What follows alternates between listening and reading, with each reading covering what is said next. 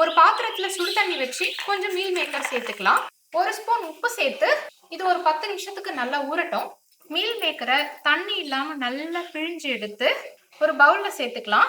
1 spoon மிளகுத்தூள், 2 spoon tomato ketchup, கொஞ்சமா உப்பு, 1/4 கப் கார்ன்ஃபிளவர் பவுடர். இதை நல்லா மிக்ஸ் பண்ணி சூடான எண்ணெயில பொரிச்சு எடுத்துக்கலாம். கொஞ்சம் கலர் மாறினதும் எடுத்துக்கலாம்.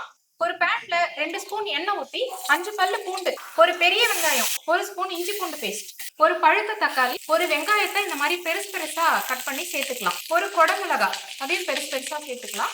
1/4 spoon soya sauce, 2 spoon tomato ketchup, 1/4 spoon pepper, தேவையான அளவு உப்பு, 2 ஸ்பூன் தண்ணி சேர்த்து பொரிச்ச மீல் மேக்கரை சேர்த்து 1 ஸ்பூன் கார்ன்ஃபிளவர்ல 2 ஸ்பூன் தண்ணி ஊத்தி கலக்கி இதையும் சேர்த்து கடைசியா கொத்தமல்லி தழை சேர்த்தா மீல் மேக்கர் மஞ்சூரியன் ரெடி. செமையா இருக்கு. புரட்டாசி மாசம் சிக்கனை மிஸ் பண்றவங்க அவசியம் இதை ட்ரை பண்ணி பாருங்க.